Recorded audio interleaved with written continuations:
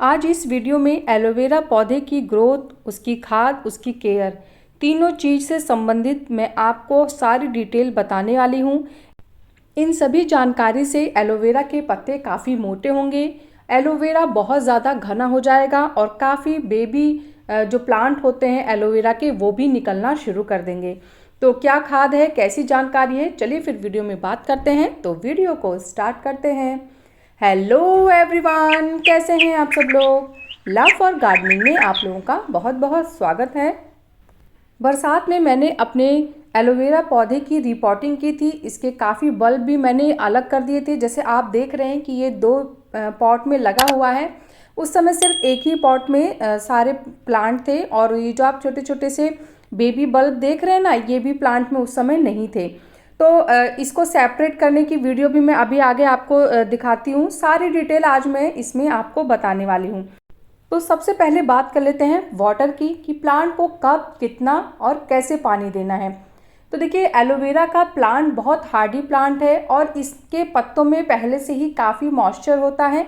तो आपको इसे बहुत ज़्यादा पानी देने की ज़रूरत नहीं है। आपको तब पानी देना है जब मिट्टी आप देखें कि कम से कम 1.5 से 2 इंच की ड्राई हो गई है प्रॉपर, तो ही आप इसे पानी दें। अगर आप इसे ज़्यादा पानी देंगे तो इसके जो पत्ते होते हैं वो बहुत सॉफ्ट हो जाएंगे, एकदम जैसे लगेगा जान ही नहीं है। और अगर ज़्यादा पानी देंगे तो ऊपर की टिप ना ब्राउन होना शुरू कर देती है। तो इसे आप 3 दिन, 4 दिन, 5 दिन, जब जितने दिन में भी इसकी मिट्टी 1.5 से 2 इंच तक ड्राई दिखे तो ही फिर आपको पानी देना है। और जब पानी देना है तो प्रॉपर पानी देना है, इतना कि जो पानी है वो ड्रेनेज होल से बाहर निकल जाए। इतना पानी आप मतलब देना कभी कभी ही है, लेकिन जब देना है तो भरपूर पानी देना है। ये बहुत बढ़िया रीज़न होता है एलोवेरा के ग्रो करने का। तो अगर आपके एलोवेरा प्लांट में प्रॉपर ग्रोथ, अच्छी ग्रोथ नहीं हो रही है तो एक बार वाटरिंग का भी ध्यान रखें, इससे भी काफ़ी अच्छा असर पड़ता है। अब दूसरी बात कर लेते हैं सनलाइट की। तो एलोवेरा का जो पौधा है ये सन लविंग प्लांट है, तो कम से कम 4 से 5 घंटे की डायरेक्ट सनलाइट तो आप इसको दें, तो ही ये अच्छे से ग्रो करता है। और इसमें बेबी बल्ब भी काफ़ी निकलते हैं। बेबी प्लांट जो आप देख रहे हैं ये इसके दो रीज़न होते हैं। एक तो एलोवेरा को बहुत बड़े पॉट में कभी नहीं लगाना चाहिए, उसको छोटा पॉट देना, तो उसके जो बेबी बल्ब होते हैं, मतलब बेबी प्लांट होते हैं, वो बहुत तेज़ी से ग्रो करते हैं।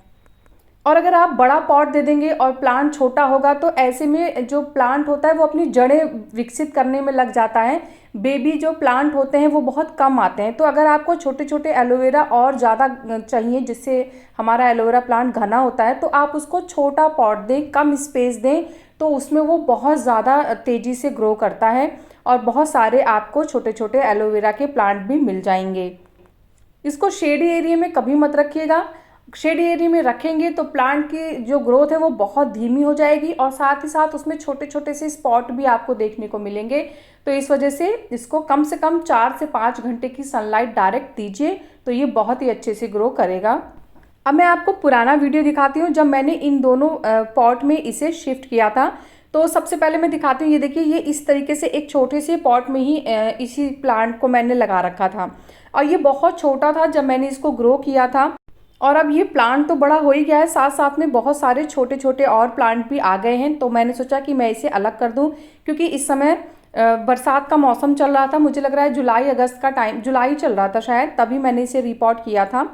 और उसके बाद ये देखिए, इसकी जड़ें, मतलब पॉट पूरा जड़ों से भर गया था। अब इसमें और ज़्यादा जगह नहीं थी। ऐसी जो स्पेस होती है ना, इस स्पेस में मतलब इतनी सारी घनी जब जड़ें होती है ना, तो एलोवेरा बहुत तेज़ी से ग्रो करता है। लेकिन अब जड़ें ही जड़ें थी, मिट्टी के लिए और खाद के लिए बिल्कुल जगह नहीं बची थी। तो इसीलिए मैंने इसको दोबारा से रिपोर्ट करने की सोची। इसकी मिट्टी वेल ड्रेन बनाइए। वेल ड्रेन मतलब होता है कि जो पानी हम प्लांट को दें वो अच्छे से पानी बह जाए, रुके ना, क्योंकि रुका हुआ पानी इसे बिल्कुल भी पसंद नहीं है। तो मिट्टी आप ऐसे ले सकते हैं, जैसे 40% गार्डन सॉइल ले लीजिए और 30% इसमें रेत दे दीजिए और 30% आप इसमें कंपोस्ट और नीम खली वगैरह मिला सकते हैं। और इसके बाद ये देखिए, मैंने इनकी जो छोटे छोटे प्लांट थे वो अलग कर लिए हैं। अब मैं इसको सिर्फ अलग, बड़ा वाला जो मेरा एलोवेरा है उसको मैं एक पॉट में लगाऊंगी और ये जो छोटे छोटे से हैं इनको मैं एक दूसरे पॉट में शिफ्ट कर दूंगी। तो इसी वजह से मैंने इसको आज रिपोर्ट करने की सोची थी, क्योंकि ये प्लांट काफ़ी बड़ा हो गया है। अभी मेरे पास बहुत बड़ा पॉट नहीं था क्योंकि ये काफ़ी बड़ा एलोवेरा हो गया है। तो इसको मैं एक बड़ा पॉट देना चाहती हूँ, पर अभी फ़िलहाल नहीं था तो इसलिए मैंने इसको इसी में लगा दिया है। और इतने से ही स्पेस में बहुत ग्रो किया है। इससे पहले जो वीडियो मैंने आपको दिखाई है वो प्रेजेंट टाइम की है। तो अब मैंने खाद क्या डाली है, चलिए मैं वो बता देती हूँ। तो मैंने यहाँ पे 1 चम्मच बोन मिल लिया है, क्योंकि अभी मैंने रूट्स वगैरह थोड़ी सी छेड़ी हैं तो काफ़ी रूट डिस्टर्ब भी हो गई हैं। तो जो बोन मिल है वो जड़ों का विकास बहुत तेज़ी से करता है। उसके बाद मैंने एप्सम सॉल्ट डाला है। एप्सम सॉल्ट प्लांट को रिपोर्टिंग शॉक से बचाता है। और उसके बाद मैंने इसमें वर्मी कंपोस्ट लिया है, तो गोबर की खाद है तो आप उसका भी इस्तेमाल कर सकते हैं। और फिर उसके बाद मैंने इन्हें अच्छे से वापस से मिट्टी से ढक दिया है खाद को। और अब ये हमारा प्लांट रिपोर्ट हो चुका है।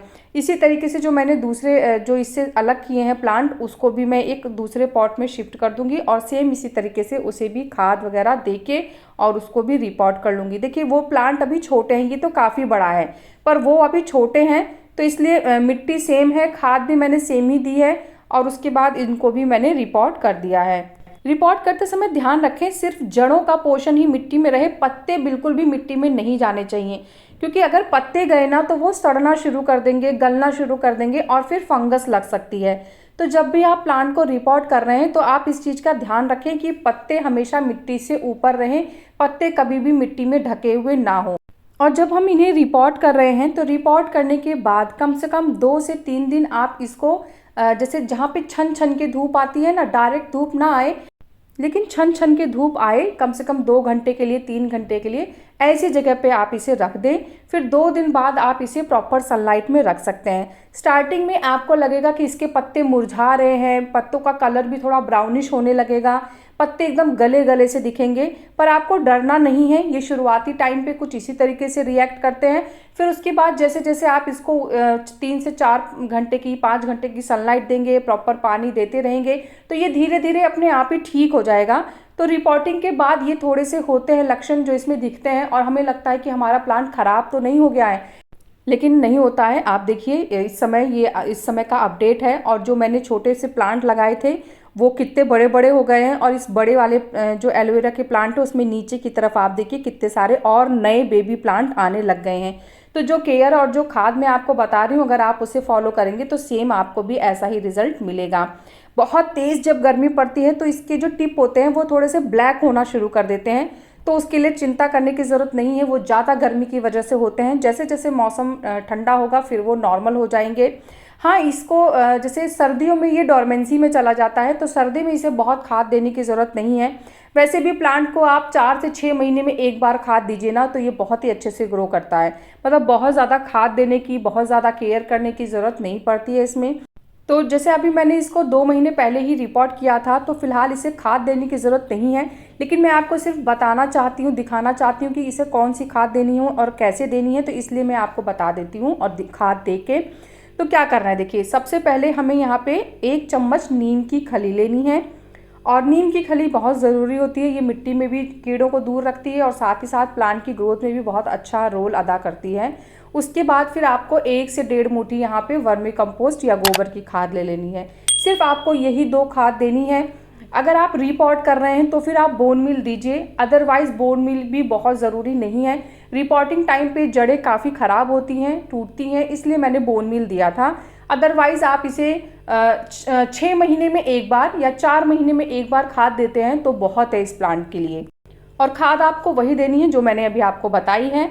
पानी खाद देने के बाद ज़रूर दे दें, और बाकी पानी देना किस तरीके से है वो भी मैंने आपको वीडियो में बता ही दिया है। वैसे इंसेक्ट वगैरह तो इसमें नहीं लगते हैं, लेकिन कभी कभी आप देखेंगे कि छोटे छोटे धब्बे धब्बे टाइप के हो जाते हैं या इस पर स्पाइडर वगैरह अपना जाल बना लेते हैं।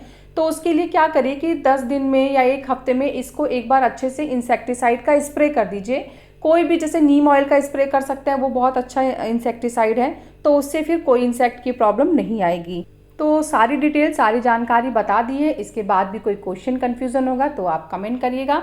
कैसा लगा मेरा आज का ये वीडियो मुझे ज़रूर बताइएगा। अगर आपको वीडियो पसंद आया है तो वीडियो को लाइक करिएगा, चैनल को सब्सक्राइब करिएगा। मिलते हैं फिर नेक्स्ट वीडियो में, तब तक के लिए बाय, टेक केयर।